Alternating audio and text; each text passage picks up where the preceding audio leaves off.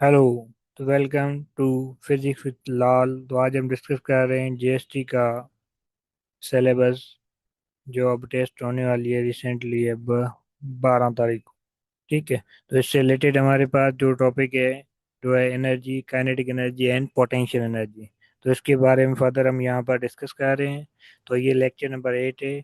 इसके पहले जो लेक्चर है आपके पास 7, वो यूट्यूब पे अपलोड हो चुके हैं। अगर आपको कोई लिंक चाहिए तो आप कमेंट कर सकते हैं।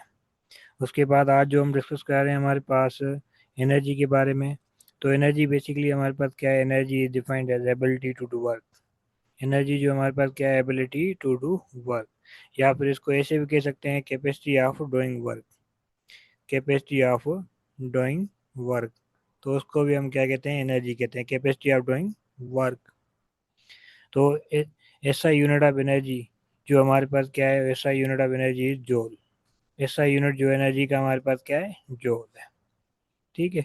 और जूल हमारे पास ऐसा यूनिट है। और इसी तरह जो अर्ग है हमारे पास कौन सा यूनिट है, सीजीएस यूनिट है। एक जूल जो होता है 10 पावर 7 अर्ग के इक्वल होता है। तो ये कौन सा यूनिट है, सीजीएस। सीजीएस का मतलब है सेंटीमीटर ग्राम सेकेंड सिस्टम। तो उसको हम क्या कहते हैं, सीजीएस सिस्टम कहते हैं। तो 1 joule is equal to 10 power 7 erg, and 1 erg is equal to 10 power -7 joule. तो ये हमारे पास क्या है, is the unit of energy. अब एनर्जी के हमारे पास डिफरेंट टाइप्स हैं, जैसे हम काइनेटिक एनर्जी हो गई, पोटेंशियल एनर्जी हो गई, केमिकल एनर्जी होगी। तो अब यहाँ पे जो डिस्कस कर रहे हैं, या इलास्टिक पोटेंशियल एनर्जी हो गई। तो ये हमारे पास डिफरेंट टाइप हैं किसके, एनर्जी के। तो एनर्जी के अगर डिफरेंट टाइप है तो हमें यहाँ पर डिस्कस करना है काइनेटिक एनर्जी। तो काइनेटिक एनर्जी क्या होती है।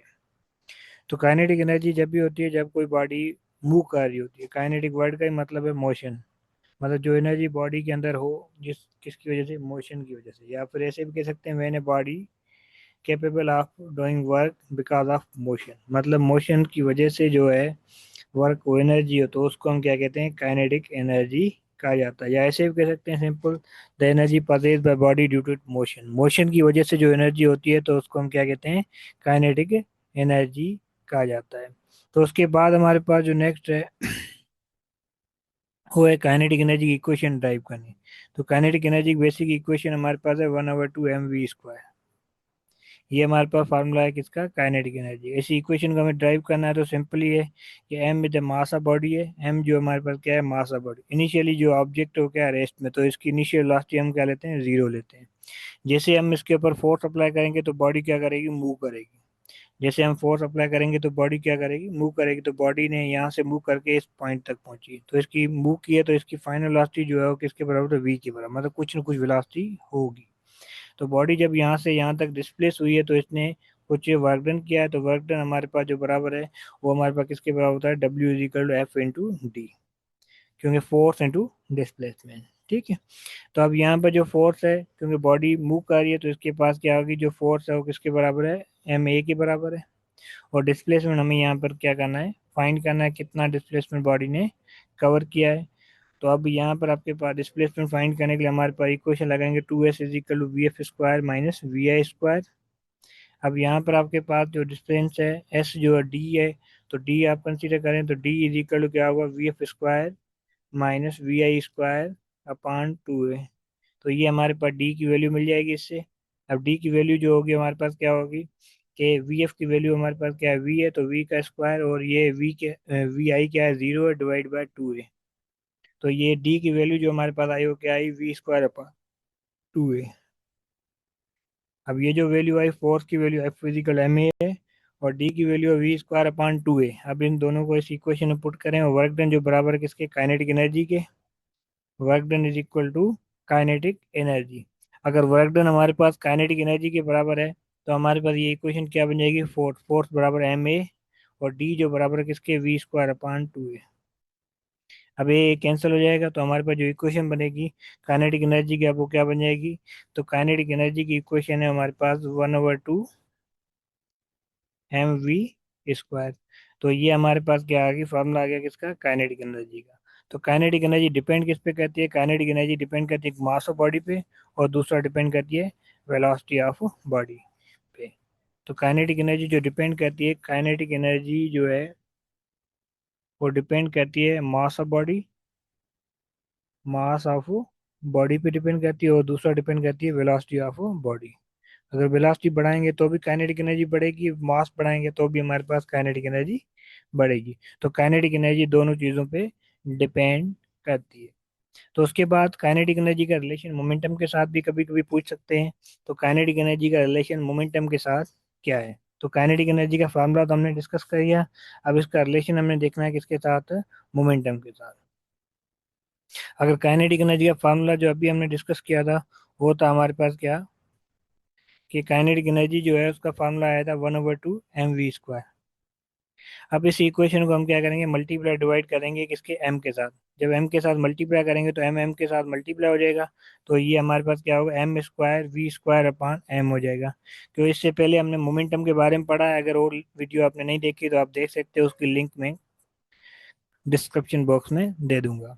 तो आपके पास मोमेंटम बराबर होता है P=mv, product of mass and velocity, मतलब मोशन की वजह the quantity of motion persist in body is called momentum.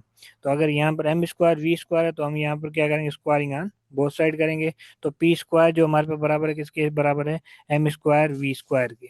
तो अब ये इक्वेशन हमारे पास क्या बन जाएगी, 1/2 था और ये हो जाएगा p² अपॉन 2m। तो अगर 2m सॉरी m, अगर इसको हम फाइनल करके रखें तो हमारे पास ये क्या हो जाएगा, p² अपॉन 2m।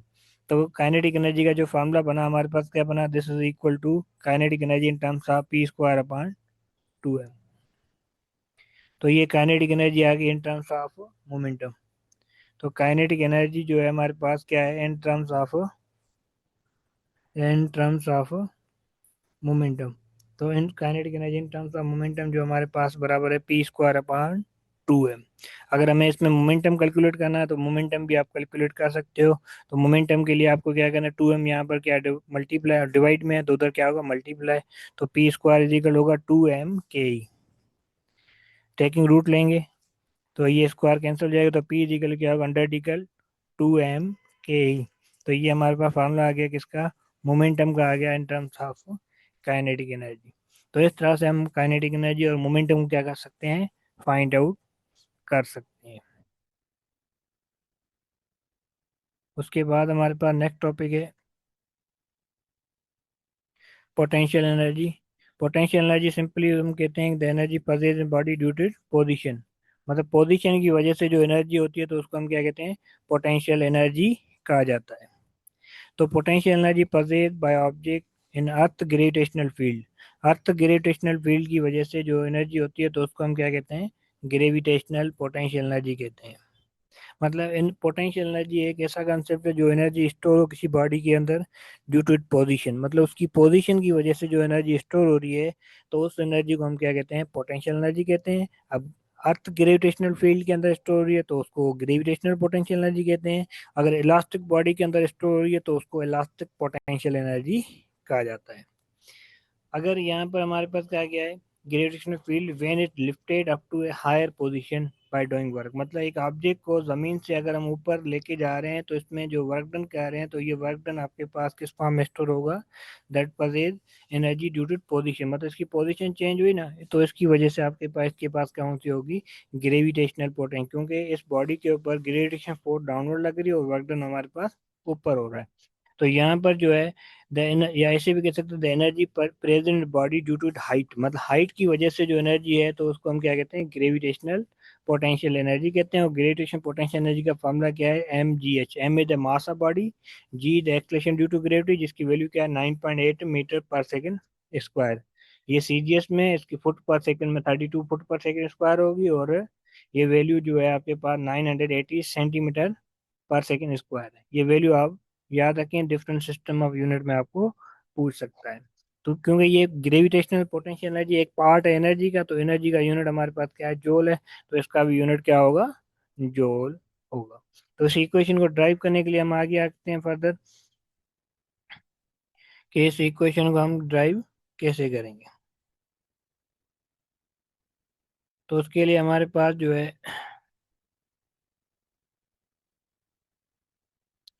तो नेक्स्ट हमारे पास इसकी डेरिवेशन करने के लिए हमारे पास the energy produce in body या possess in body which you are position, position की वजह से, पोजीशन मतलब हाइट, तो उसको पोटेंशियल एनर्जी कहते हैं। फॉर एग्जांपल हमारे पास यहाँ पर पिक्चर दी हुई जिसमें देखो एक ऑब्जेक्ट है जो हमारे पास ग्राउंड पे रखा हुआ है, उस ऑब्जेक्ट को हम क्या लेके जा रहे हैं, ऊपर लेके जा रहे हैं, तो हाइट के ऊपर। तो हाइट पे जब ये ऑब्जेक्ट, मतलब ये ग्राउंड लेवल है, ग्राउंड लेवल पे इसकी एनर्जी क्या है, क्योंकि पोटेंशियल एनर्जी डिपेंड करती है रेफरेंस पॉइंट पे, ये ग्राउंड लेवल है तो ग्राउंड लेवल के ऊपर ये जीरो लेवल है, इसको जीरो लेवल भी कह सकते हैं। तो इसके पास इस ग्राउंड लेवल पे इसके पास क्या होगी, जीरो एनर्जी होगी। जैसे ये ऑब्जेक्ट मूव करेगा तो इसमें एनर्जी गेन होगी। तो आपके पास वर्क डन बराबर है force into displacement. Of force जो है हमारे पास कौन सी है, यहाँ पर ग्रेविटेशनल फोर्स है जो हमारे पास है वेट के फॉर्म में होगी। किस फॉर्म में होगी, वेट। क्यों, वेट का formula M the mass D the acceleration due to gravity, और जो डिस्टेंस इसने कवर किया है वो हमारे पास किसके बराबर है, हाइट के बराबर है। तो यहाँ पर हाइट आ गया। तो अब इस इक्वेशन को हम वर्क डन में पुट करेंगे तो W इज इक्वल टू क्या हो जाएगा, फोर्स बराबर mg/h। तो ये W जो हमारे पास पोटेंशियल एनर्जी है जो बराबर हो जाएगी किसके, mg/h के इक्वल हो जाएगी। तो इस तरह से हम क्या करते हैं, ग्रेविटेशनल पोटेंशियल एनर्जी को क्या कर सकते हैं, फाइंड आउट कर सकते हैं। तो ग्रेविटेशनल पोटेंशियल एनर्जी डिपेंड करती है मास ऑफ बॉडी पे, एक्सलेशन ड्यू टू ग्रेविटी पे, और हाइट के ऊपर। हाइट बढ़ेगी तो पोटेंशियल एनर्जी बढ़ेगी, मास बढ़ाओगे तो भी पोटेंशियल एनर्जी आपके पास बढ़ेगी। ये कौन सी है, ग्रेविटेशनल पोटेंशियल एनर्जी है। एक होती है इलास्टिक पोटेंशियल एनर्जी, स्प्रिंग होता है, स्प्रिंग को अगर हम खींचते हैं, ये आपके पास स्प्रिंग नॉर्मल लेवल पे, अगर हम इसको स्ट्रेच करते हैं तो स्ट्रेच करने के बाद इसमें क्या है कि एनर्जी स्टोर होती है जिसको हम कहते हैं इलास्टिक पोटेंशियल एनर्जी। मतलब स्प्रिंग की हमने पोजीशन चेंज की तो पोजीशन की वजह से उसमें एनर्जी आई। तो ये कौन सी इलास्टिक पोटेंशियल एनर्जी है,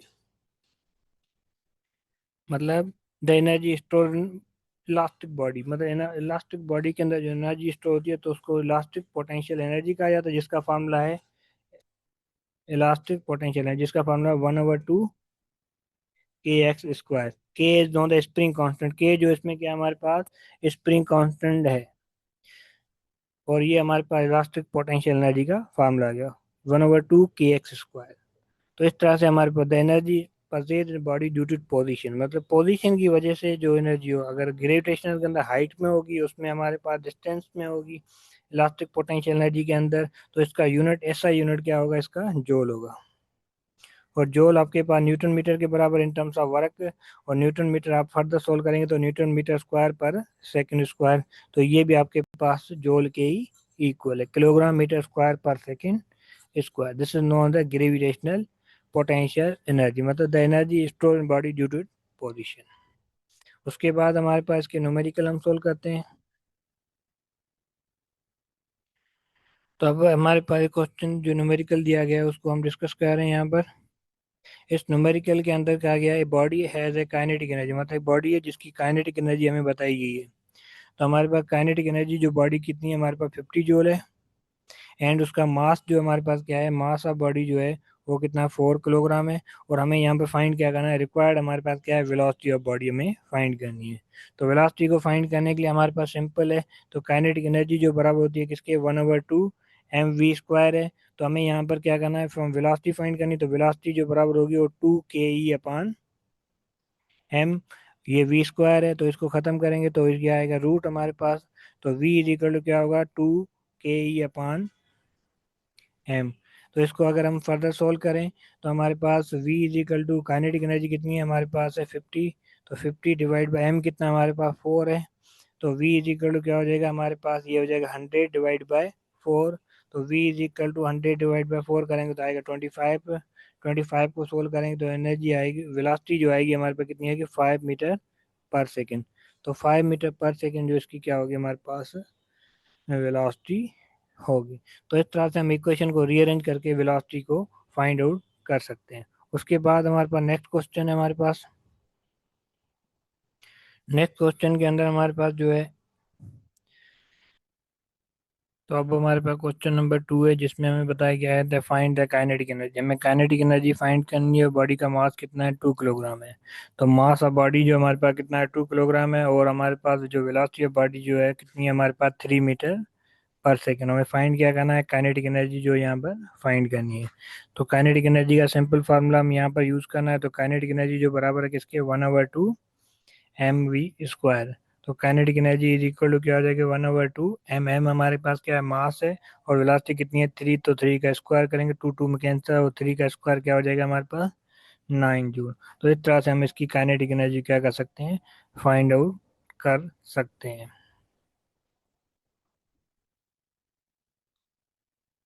न्यूमेरिकल के अंदर हमारे पास बताया गया है, थर्ड न्यूमेरिकल में कह रहा है कि body moving at the speed of 10 metre per second, मतलब जो इसकी स्पीड या वेलोसिटी है वो कितनी है, 10 मीटर पर सेकेंड के साथ मूव कर रही है। इसकी काइनेटिक एनर्जी जो हमारे पास कितनी है, 500 जूल है। तो काइनेटिक एनर्जी हमारे पास 500 जूल, हमें फाइंड क्या करना है, मास फाइंड करना है। तो मास को हमें क्या करना है, फाइंड करना है। तो मास को फाइंड करने के लिए हमारे पास सिंपल मेथड है, kinetic energy is equal to 1/2 mv²। तो काइनेटिक एनर्जी जो बराबर होगी किसके, हमें यहाँ पर मास फाइंड करना है। तो मास फाइंड करने के हम इसको इक्वेशन को पहले रीअरेंज कर देते हैं। तो काइनेटिक एनर्जी टू यहाँ पर क्या डिवाइड में ऊपर क्या होगा, मल्टीप्लाई 2ke/v²। तो ये इक्वेशन बनेगी। तो m इज इक्वल टू क्या होगा, 2ke। के ई की वैल्यू कितनी है, 500 है। और जो हमारे पास है वेलोसिटी कितनी है, 10 है। तो 10 का हमें क्या करना है, स्क्वायर करना है। तो ये हो जाएगा 1000, और डिवाइड बाय 10 का स्क्वायर करेंगे तो 100, double zero double zero cancel. तो मास कितना हुआ, 10 किलोग्राम। तो 10 किलोग्राम हमारे पास क्या होगा, मास ऑफ बॉडी होगा। तो इस तरह से हम फार्मूले को रीअरेंज करके वैल्यू फाइंड आउट कर सकते हैं। उसके बाद अगेन हम पोटेंशियल एनर्जी का एक न्यूमेरिकल करते हैं। तो पोटेंशियल एनर्जी में जस्ट हमारे पास एक बॉडी है जिसका मास हमारे पास कितना है, सपोज करें 220 किलोग्राम है, ठीक है। हम इसको मूव कर रहे हैं हाइट ऑफ 10 मीटर। तो हमारे पास की पोटेंशियल एनर्जी कितनी होगी, तो पोटेंशियल एनर्जी का फार्मूला है mgh। तो पोटेंशियल एनर्जी जो होगी एम हमारे पास कितना है, 20 है। और ग्रेविटी की वैल्यू 10 है। और एक्सलेशन ड्यू टू ग्रेविटी और हाइट कितनी है हमारे पास, 10 है। अगर इन सबको मल्टीप्लाई करें, टू और ये कितने, 30। तो ये हो जाएगी 2000 जूल पोटेंशियल एनर्जी हो जाएगी। या फिर इसको हम कह सकते हैं 2 किलो जूल, किलो मतलब प्रीफिक्स है। तो 2 किलो जूल हमारे पास की क्या होगी, पोटेंशियल एनर्जी होगी। तो इस तरह से डिफरेंट न्यूमेरिकल आपको पूछ सकते हैं। इस इक्वेशन को रीअरेंज करके कोई भी पैरामीटर आपको फाइंड करना हो, फाइंड आउट कर सकते हैं। Thank you for watching physics with Lal.